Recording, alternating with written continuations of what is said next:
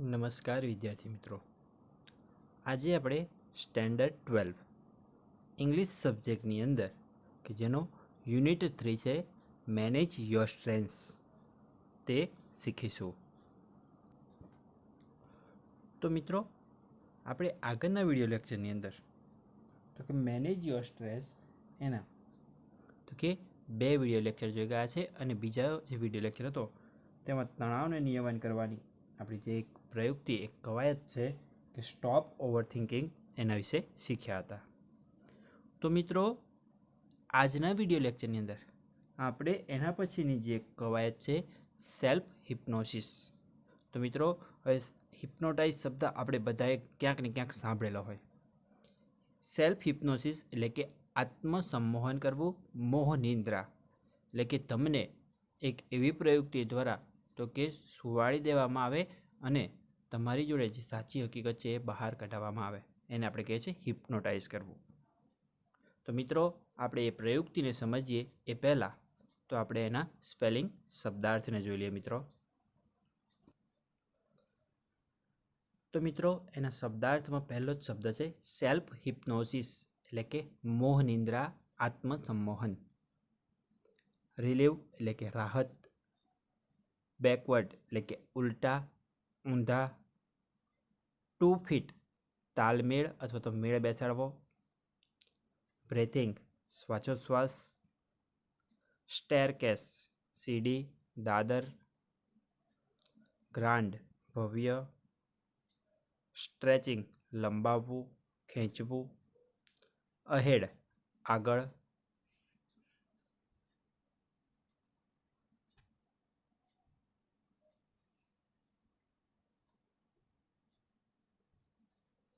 ત્યારબાદ છે મિત્રો કાર્પેટેડ ગાલીચા પાથરેલું, પ્રોગ્રેસ પ્રગતિ, એફર્ટલેસ સહેલી સરળ, ડ્રિફ્ટિંગ આગળ વધતા, લક્ઝુરિયસ વૈભવી, લેન્ડસ્કેપ કુદરતી દ્રશ્ય, ડિક્રીસિંગ ઘટાડો થવો, અરાઇવ પહોંચવું, ફર્નિશ્ડ ફર્નિચરવાળું, પ્રાઇવેટ ખાનગી, કમ્ફર્ટેબલ આરામદાયક. તો મિત્રો, આ જે સ્પેલિંગ છે એ આપણી જે બીજી કવાયત છે એક્સરસાઇઝ એ સેલ્ફ હિપ્નોટિસ એના છે. તો મિત્રો, હવે સ્પેલિંગને સમજ્યા બાદ આપણે જે પાઠ છે એની જે કવાયત એક્સરસાઇઝ છે એને ડિટેલમાં સમજીશું.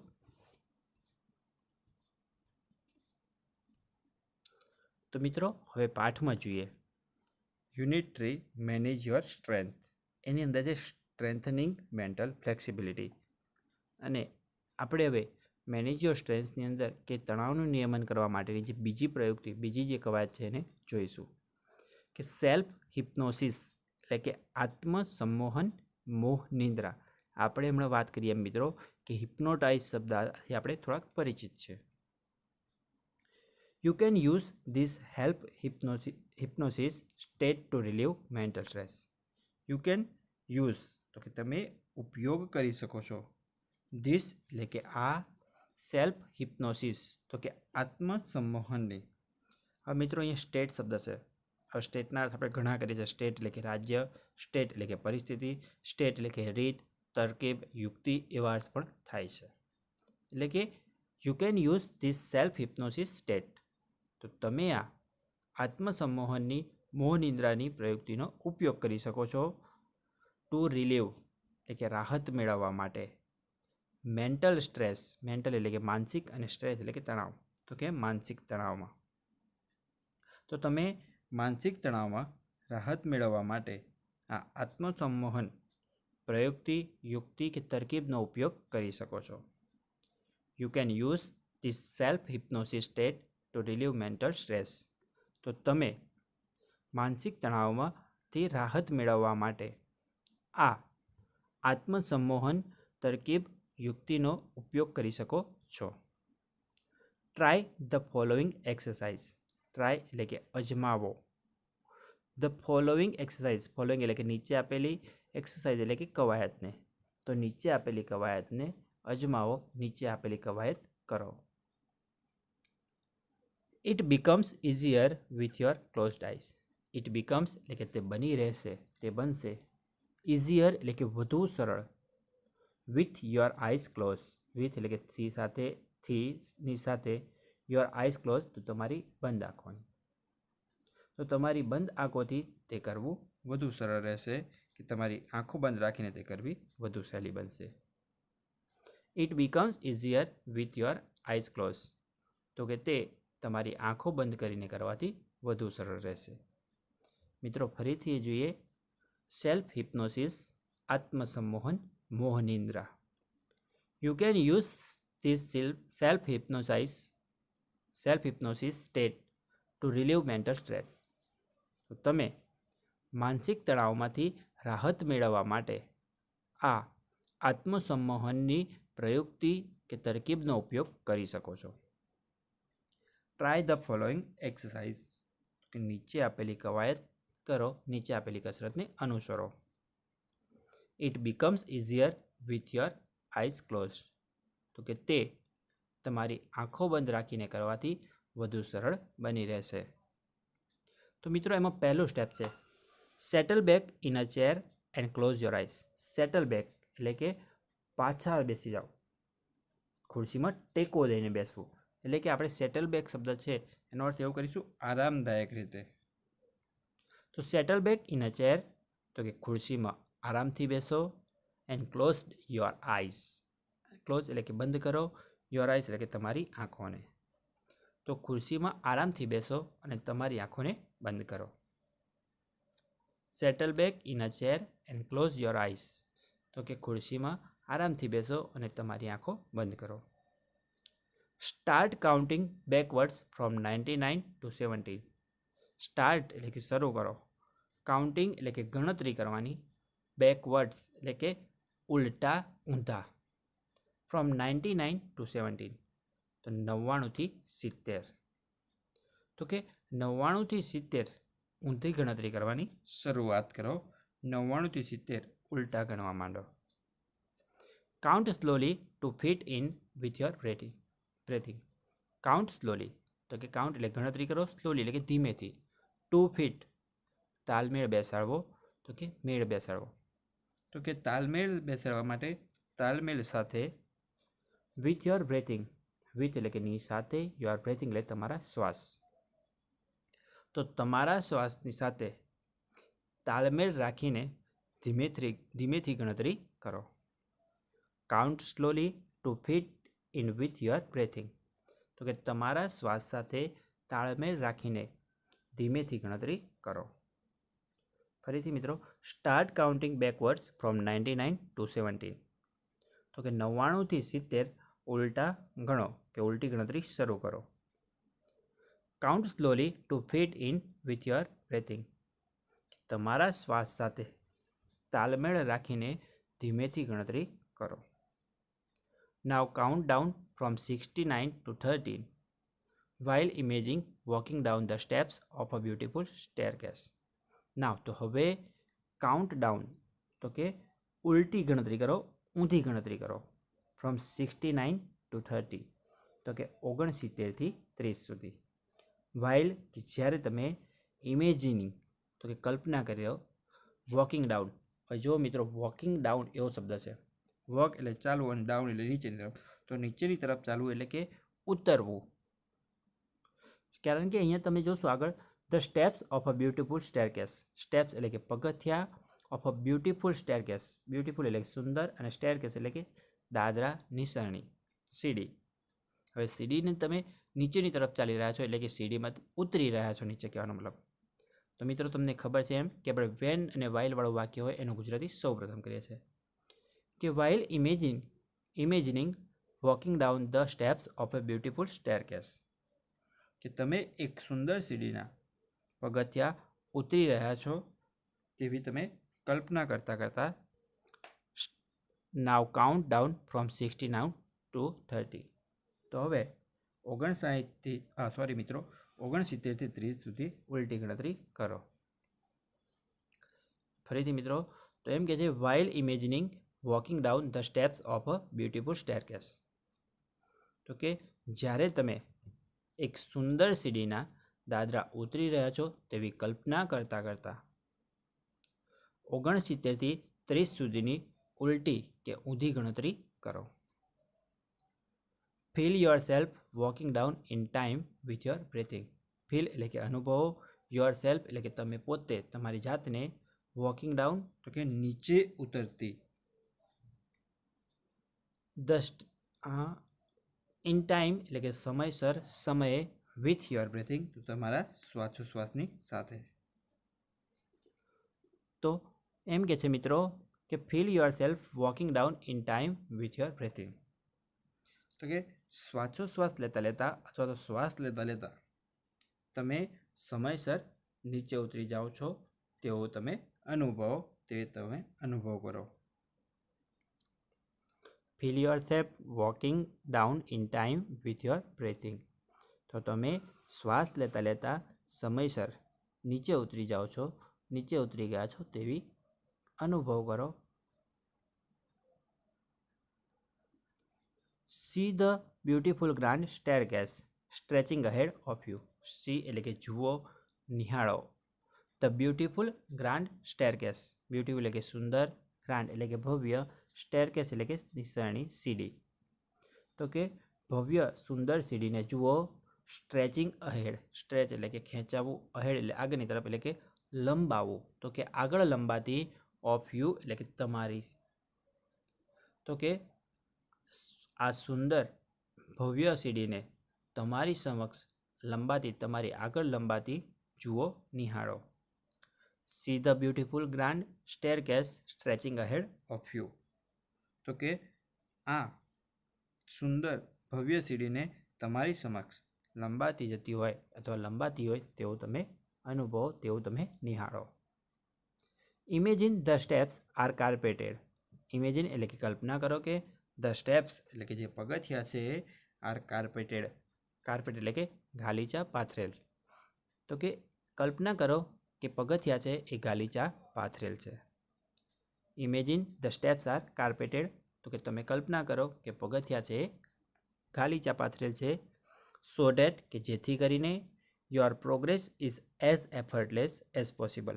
તો તમારી જે પ્રગતિ છે, પ્રોગ્રેસ એટલે કે પ્રગતિ, ઇઝ એઝ એફર્ટલેસ. મિત્રો શબ્દ પરથી જ ખબર પડશે. એફર્ટ એટલે પ્રયત્ન, મહેનત, અને લેસ એટલે વિનાની. તો મહેનત વિનાની એટલે કે આપણે એને કહીએ છીએ સહેલી, સરળ. એઝ પોસિબલ તો કે શક્ય તેટલી, કે જેથી તમારી પ્રગતિ છે એ શક્ય તેટલી સહેલી બની જશે, શક્ય તેટલી સહેલી થઈ જશે. Imagine the steps are carpeted so that your progress is as effortless as possible. તો તમે કલ્પના કરો કે પગથિયા છે એ ગાલીચા પાથરેલ છે, કે જેથી કરીને તમારી પ્રગતિ છે એ શક્ય તેટલી સહેલી, સરળ બની જશે. Count down from 29 to 0 while imagining drifting further down in luxurious lift. Count down એટલે કે તમે ઊંધી ગણતરી કરતા રહો ફોર 29 to 0, તો કે 29 થી 0 સુધીની. વાઇલ કે જ્યારે તમે ઇમેજિનિંગ તો કે કલ્પના કરી રહ્યા છો, ડ્રિફ્ટિંગ ફર્ધર ડાઉન. ડ્રિફ્ટિંગ ફર્ધર ડાઉન તો કે વધુ નીચેની તરફ જઈ રહ્યાની, ઇન લક્ઝરિયસ લિપ. તો કે આ જે લક્ઝરિયસ એટલે કે આપણે કહીએ છીએ કે ભાઈ મોજ શોખવાળી, કે આપણે જે શોખ પૂરા કરી શકીએ તેવી, કે જે આપણે વિશાળ કહીએ છીએ. તો એમ કે તમે કલ્પના કરો કે તમે એક ભવ્ય જે નિસરણી છે તેમાંથી તમે નીચેની તરફ જઈ રહ્યા છો.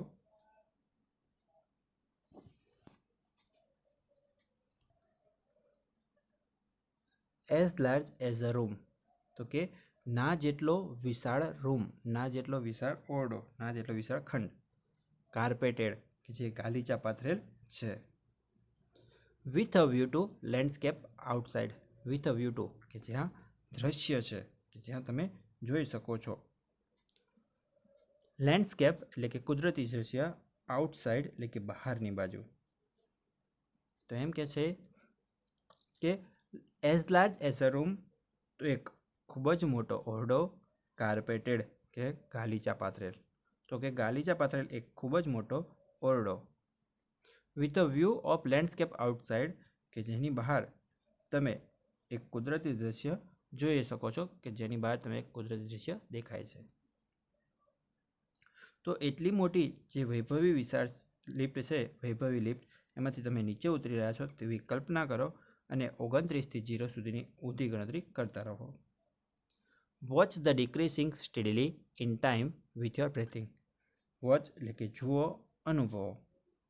ડિક્રીસિંગ એટલે કે ઘટાડો થવો. સ્ટેડીલી એટલે કે સતત ને સતત. એક ધારો.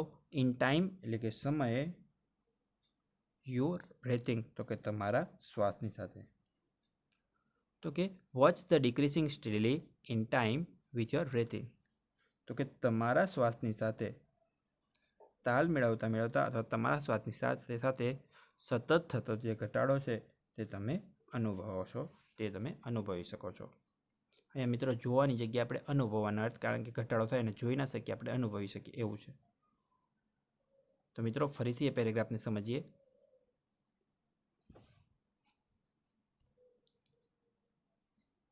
Count down from 29 to 0 while imagining drifting further down in luxurious lift. તો કે તમે 29થી 0ની ઉલટી ગણતરી કરતા રહો, કે while imagining drifting further down in luxurious lift, કે જ્યારે તમે એક વૈભવી લિફ્ટની અંદર વધુ નીચેની તરફ જઈ રહ્યા છો.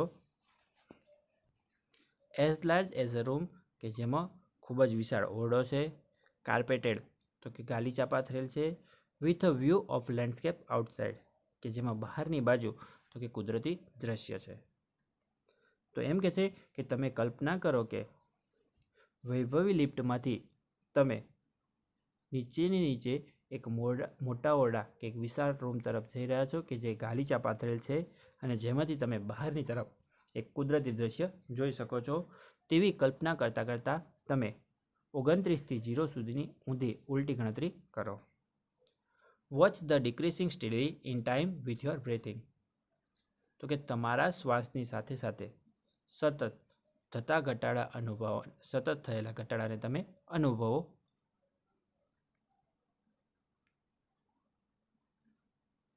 As you arrive at 0. As કે જેવા તમે અરાઇવ એટલે કે પહોંચશો, 0 એટલે કે 0એ. તો જેવા તમે 0એ પહોંચશો, ધ લિફ્ટ ડોર્સ ઓપન, તો કે જે લિફ્ટનો દરવાજો છે ઓપન એટલે ખુલી જશે. And you enter a room that is furnished just as you would like it. And you enter અને તમે પ્રવેશશો. અ રૂમ તો એક ઓરડાની અંદર.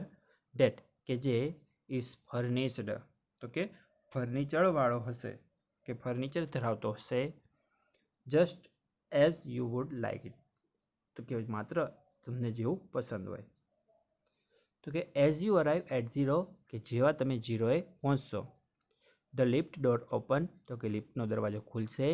And you enter a room that is furnished just as you would like it. અને તમને પસંદ હોય તેવા ફર્નિચર ધરાવતા, કે તમને પસંદ હોય તેવા ફર્નિચરવાળા એક રૂમની અંદર તમે પ્રવેશશો. It was all your favourite things in it and it is totally private. It was તો કે તે હતો. ઓલ યોર ફેવરેટ થિંગ્સ તો કે તમારી બધી જ મનપસંદ વસ્તુઓ ધરાવતો. ફેવરેટ એટલે મનપસંદ. ઇન ઇટ એટલે કે તેમાં. તો કે તે તમારી બધી જ મનપસંદ વસ્તુઓ ધરાવતો ઓરડો છે. And it is totally private. And it is અને તે છે. ટોટલી એટલે કે સંપૂર્ણ રીતે. પ્રાઇવેટ એટલે ખાનગી. અને તે સંપૂર્ણપણે ખાનગી છે. Find a comfortable chair in your room and settle back in it.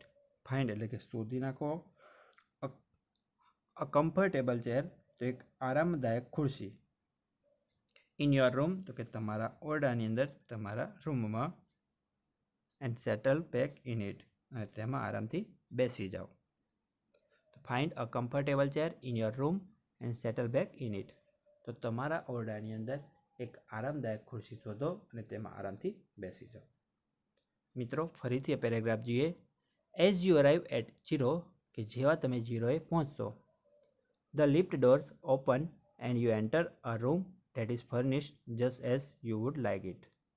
તો કે